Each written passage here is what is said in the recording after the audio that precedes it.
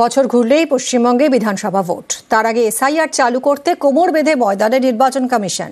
সেই কমিশনকে নিশানা করে ফের সুর চড়ালেন মমতা বন্দ্যোপাধ্যায়। তার মানে এটা এসআইআর না, এটা এনআরসি। আগুন নিয়ে খেলবেন না, কন্ট্রোল ইয়োরসেলফ ফার্স্ট।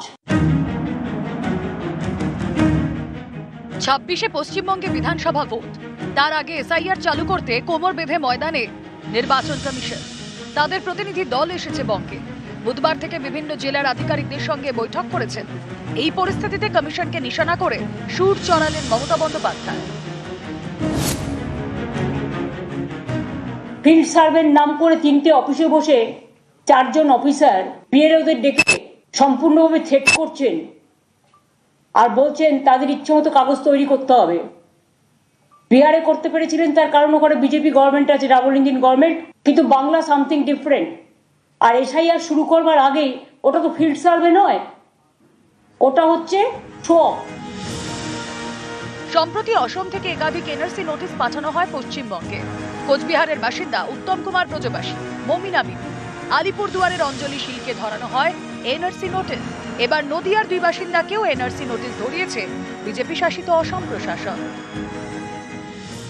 পুজোর পরেই আবার আসাম থেকে এনআরসি নোটিশ আসতে শুরু করেছে। নদিয়ায় এই 2 জন আমাদের নাগরিক বাংলার, তারা অলরেডি এনআরসির নোটিশ পেয়েছে। সুতরাং আমাদের মনে এটাই কোশ্চেন হচ্ছে যে এসআইআর এর নাম করে ফেস্টিভ্যাল পিরিয়ডটাকে কেন বেছে নেওয়া হয়েছে। আমি শুনেছি স্বরাষ্ট্রমন্ত্রী নিজে কোনো একটা পার্টির মিটিংয়ে কিছু ইনস্ট্রাকশন দিয়ে গেছেন এবং সেখানে বলেছেন যে অনেক নাম আমরা বাদ দেব। ওনারা বাদ দেবার কে? আজকে ওনারা ক্ষমতায় আছেন, কালকে নাও থাকতে পারেন। একজন মির্জাফর আছেন ওখানে দিল্লিতে। এই মির্জাফরদের মৃত্যু জীবনে হয় না। এই মির্জাফররা মনে করেছেন তারাই শেষ কথা বলবে, কিন্তু তারা যদি এসব করতে যান তাহলে কিন্তু দাঙ্গা থেকে শুরু করে আরো অনেক কেস আছে, সবকিছু কিন্তু বেরিয়ে পড়বে। Cat will be out of the bag. ভোটের নামে এসআইআর পেছনে মির্জাফর স্যার গায়ের জোরে বাংলা দখল করতে হবে? পারবেন না, কোনো দিনও পারবেন না। এসআইআর এর কাজ শুরু হওয়ার আগে বিজেপির একজন কেন্দ্রীয় মন্ত্রী তিনি কি করে বলেন যে 1.5 কোটি ভোটারকে বাদ দিতে হবে ইমিডিয়েট? তার মানে কি পার্টি অফিসে বসে পরিকল্পনা তৈরি করছে আর ইলেকশন কমিশনকে দিয়ে স্ট্যাম্প মারবে? যে তাড়াহুড়ো করে যদি নাগরিকদের নাম কোনোভাবে বাদ দেওয়া হয় বিজেপির কথায়। আসামেও আপনারা দেখেছেন এনআরসির নাম করে কত লক্ষ হিন্দু ভোটারের নাম বাদ দেওয়া হয়েছিল। তাহলে আসাম গভর্নমেন্ট এনআরসি যখন নোটিশ পাঠাচ্ছে, তার মানে এটা এসআইআর না, এটা এনআরসি। আগুন নিয়ে খেলবেন না, কন্ট্রোল ইয়োরসেলফ ফার্স্ট। আপনার মিনিস্টার যদি কাজ শুরু হওয়ার আগেই বলে 1.5 কোটি ভোটার বাদ দেবে, ফার্স্ট আপনি মিনিস্টারকে বাদ দিন। একটা কথা আছে না, বাঁশির চেয়ে কঞ্চি বড়। সেন্ট্রাল ইলেকশন কমিশনকে বেশি বসিয়ে রেখে এখানে যিনি সিইও স্টেটের থেকে যিনি গেছেন, যিনি যার বিরুদ্ধে অনেক কিছু অভিযোগ আছে, সেগুলো সময় হলে বলবো, এখন বলছি না। আশা করি তিনি বেড়ে খেলবেন না, মানে ওভার রিয়াক্ট করবেন না। তিনি বড্ড বেশি অফিসারদের থ্রেট করছেন যিনি নিজে নানা অভিযোগে দুর্নীতিগ্রস্ত। 15 দিনের মধ্যে ফাইনাল লিস্ট বের করতে হবে। হয় নাকি বিজেপি তৈরি করে দেবে তাই হবে? বাংলা এটা হয় না। এই বাংলা অধিকারের জন্য শেষ পর্যন্ত লড়াই করে, ছাড়ে না। যদি মনে করেন যে এজেন্সিকে দিয়ে আমাদের বিরুদ্ধে অ্যাকশন নেবেন, we are ready to accept any action. News 18 Bangla. তার আগে এনআরসি কাগজপত্র পাঠাচ্ছে কেন? নাগরাকাটায় বিজেপি নেতাদের উপর হামলার ঘটনায় ধৃত একাধিক তৃণমূল সমর্থক। ধৃতদের সবাই খয়ের বাড়ির বাসিন্দা।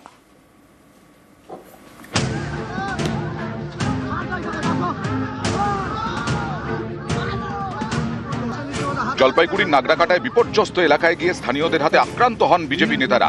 এই ঘটনায় একাধিক ব্যক্তিকে গ্রেফতার করেছে পুলিশ। তাদের মধ্যে বেশ কয়েকজন তৃণমূল সমর্থক। প্রত্যেকেরই বাড়ি জলপাইগুড়ির খয়ের বাড়িতে। বিজেপির সাংসদ বিধায়ককে মারধরের ঘটনায় ধৃত একরামুল হক তৃণমূল সমর্থক। তার স্ত্রী তৃণমূলের পঞ্চায়েত সদস্য। একরামুলের পরিবারের দাবি তাদের ছেলে মারধর করতে নয়, ঝামেলা থামাতে গিয়েছিল। ওই জল বাটায় দেয়, ওকে হামগাম থামাইতে যায়, পিছন দিয়ে ফটো আমরাও না দেখতেছি, ওর পিছনে ছিল, দৌড়ে ও বাধা করতেছিল যে যাইও না যাইও না যাইও না যাইও না। ও তো একটা তো পঞ্চায়েতের পুরুষ না, হ্যাসমেন্ট না, ও তো বাধা করবে তো না। ও মারেনি, ও তো পাশে ছিল, ও মারে নাই। যারা মারছে তাদেরকে তো পুলিশ ধরতেই পারেনি। যারা কারা করেছে মেরেছে কারা এখন মেরেছে আমরা তো ওদিকে যাইনি। আপনি বলছেন না যারা এখন মেরেছে তাদেরকে ধরতে পারেনি? মারছে তো অনেকগুলা লোকই না ওখানে ছিল। একরামুলের বাড়ির কাছেই গোবিন্দ শর্মার বাড়ি। গ্রেফতার করেছে পুলিশ। পরিবারের দাবি গোবিন্দর মাথার ঠিক নেই। পুলিশ ধরছে শুনলাম, আমি শিলিগুড়ি থেকে দৌড়ায় চলে আসলাম দেখার জন্য। এইভাবে ঘটনা ঘটবে, ওকে উঠায় নিয়ে যাবে, ওটা তো কোনোদিন আমি ভাবি নাই। নদীর যে চরে ওইখানে কাজের জন্য গেছিল, তারপরে ওইখানে কি ঝামেলা হয়েছিল, আর ওনার যে পাথর ছুড়াছুরির মধ্যে মাথা লাগছে। এমনি ওনার কিন্তু মেন্টালি সমস্যাও আছে আগের থেকে।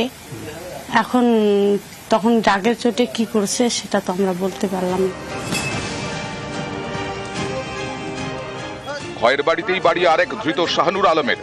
তার পরিবারের দাবি সাংসদ বিধায়ককে মারধরের সঙ্গে শাহনুরের নাকি কোনো সম্পর্ক নেই। ছেলে কি করে? পার্টি করে? ওই টুকটাক আর কি। কোন দল? TMC party. ছেলেকে ধরে নিয়ে গেল কেন পুলিশ? ওই যে ওখানে মারপিট হয়েছিল, গেছে দেখতে গিয়ে বাস। ছেলে মারধর করেনি বলছেন? না, মারধর করে নাই, গেছে দেখতে। আত্মীয়কে পৌঁছাইতে গেছিল, ওখান থেকে আসার সময় দেখছে এরকম। ওই তো বন্যা হয়ে গেছে তো আত্মীয় আছে, আত্মীয়কে আনতে গেছে, ওইখানে মারপিট নিয়ে গেছে। ওইখানে তো সব ওই যে ক্যামেরার মধ্যে ধরা পড়ে গেল। আমরা জানি তো মন্ত্রী আসছে, মন্ত্রী খেয়ে দেখতে গেছি। আমরাও রাস্তার মধ্যে দাঁড়াই আছি, মন্ত্রীকে দেখবো, খুশিতে আছি। আমার বন্যা খাওয়া নেই, আমরা গরিব মানুষ, ছোট ছোট বাচ্চা আছে, নাতি নাতিনি আছে। এখন ক্যামেরাতে উঠছে, পুলিশ বলছে গেছে মার করতে। ধৃত তোফায়েল হোসেনের পরিবারের দাবি তাদের ছেলেকে ফাঁসানো হয়েছে। লোকে বাঁচানোর জন্য গেছিল আর কি। ওই দিকেরই ব্যবসা করে, সবজির ব্যবসা করে। ও তো টুন্ডু বামনডাঙ্গা ওই দিকেই ব্যবসা করে না। না, এরকম তো কোনো প্রুফ নেই ওর কাছে, দেখাতে তো পারবে না যে ও গেছিল। এখন লোক কত লোক কোথা থেকে বাইরের থেকে লোক আসতেছে, এবার লোকের ঠেসাঠেসিতে হয়তো পড়ছিল, কিন্তু সেরকম তো কোনো ক্লু নেই ওর কাছে। আপনাদের কি মনে হাসিয়ে দিচ্ছে? হ্যাঁ, এটা তো অবশ্যই, একে তো ফাঁসানো হয়েছে মিলনকে। নিউজ 18 বাংলা। বিপর্যস্ত উত্তরবঙ্গ। উত্তরে আক্রান্ত সাংসদ বিধায়ক। বিপর্যস্ত উত্তরের জমি আঁকড়ে বিজেপি। নেতাদের উপর হামলার ঘটনায় একাধিক ব্যক্তিকে গ্রেফতার করেছে পুলিশ। তারপরও বঙ্গ বিজেপির নেতাদের সুর সপ্তমেই।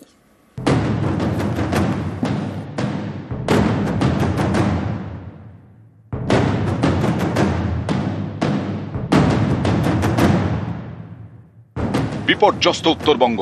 উত্তরেই আক্রান্ত বিজেপির সাংসদ বিধায়ক। দুই ঘটনাকে সামনে রেখেই সর্বশক্তি নিয়ে ঝাঁপিয়েছে বিজেপি।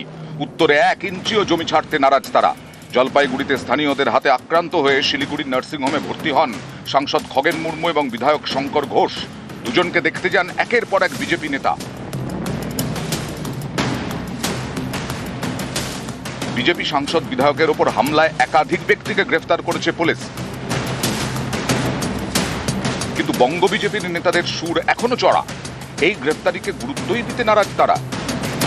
এফআইআর নেম লোকেরা একটাও অ্যারেস্ট হয়নি। 4 নাম এফআইআর নেই। যেগুলোকে নিয়েছে তৃণমূল ওদেরকে পুলিশকে তুলে দিয়েছে। একদিকে এসটি কমিশন, একদিকে স্পিকারের চাপ, অন্যদিকে কলকাতা হাইকোর্টে ভ্যাকেশন বেঞ্চে মুভ করা হচ্ছে for NIA or any central agency investigation through court monitoring. আপনার চাওয়ার মতো তো অ্যারেস্ট হবে না। যেমন যেমন ইনকোয়ারি হয়েছে, যারা যারা ছিলেন তাদেরকে অ্যারেস্ট করা হয়েছে, কিংবা যাদের নামে এফআইআর হয়েছে। আমি কাউকে চাইছি তাই জন্য অ্যারেস্ট হবে নাকি? আমরা তো প্রত্যেকে প্রতিদিন আক্রান্ত হচ্ছি। খগেন মুর্মুর ওই রক্ত দেখার পরে কারোর এতটুকু সন্দেহ আছে যে পশ্চিমবঙ্গটা লুম্পেন, গুন্ডা, জেহাদি, মস্তান তাদের হাতে চলে গেছে? মানুষের এটা জনরোষ, মানুষের রিয়াকশন হবে না? আমি কাউকে দিয়ে কাজ করিয়েছি, তাকে আমি টাকা দিলাম না। 2021 ডিসেম্বর থেকে টাকা বন্ধ, 100 দিনের জন্য। পক্ষপাতিত্ব বঞ্চনা তারা অনুভব করছেন। 2019-এর লোকসভা ভোট থেকে উত্তরবঙ্গে বিজেপি ভালো ফল করছে। 21-এর বিধানসভা ভোটের পর 2024-এর লোকসভা ভোটেও সেই ধারা অব্যাহত। গত লোকসভা ভোটের ফলাফলের নিরিখে উত্তরবঙ্গের 54টি বিধানসভা আসনের মধ্যে বিজেপি এগিয়ে 32টি আসনে, তৃণমূল এগিয়ে 15টি আসনে। অর্থাৎ 24-এর ভোটে এ রাজ্যে তৃণমূলের জয় জয়কার হলেও এখনো উত্তরের জমিতে বিজেপির জোর। সেই জোরে হুঁশিয়ারি দিতেও দেখা গেছে সুকান্ত মজুমদারকে। হয় আপনার পুলিশ ব্যবস্থা নেবে, না পাল্টা মারবো আমরা। অন্ততপক্ষে উত্তরবঙ্গে সেই ক্ষমতা বিজেপি রাখে যে পাল্টা মারতে পারি আমরা তৃণমূল। উত্তরে জোর, তাই উত্তরে বিপর্যয়ের পর সেখানে যান একের পর এক নেতা। উত্তরে আক্রান্ত নেতারা মুখ খুলেছেন খোদ প্রধানমন্ত্রী। ফোন এসেছে বিজেপির শীর্ষ নেতৃত্ব থেকে, তাই গ্রেফতারির পরেও পদ্ম নেতাদের সুর সপ্তমেই। উত্তরবঙ্গের জমি আঁকড়ে বিজেপি। নিউজ 18 বাংলা। উত্তরবঙ্গের জন্য সুখবর, আপাতত উত্তরে ভারী বৃষ্টি নয়, মূলত উত্তরে মেঘলা আকাশের পূর্বাভাস। প্রবল দুর্যোগ শেষে সুখবর উত্তরবঙ্গের জন্য, আপাতত ভারী বৃষ্টি নয় উত্তরে, মূলত মেঘলা আকাশেরই পূর্বাভাস দিচ্ছে আলিপুর আবহাওয়া দফতর।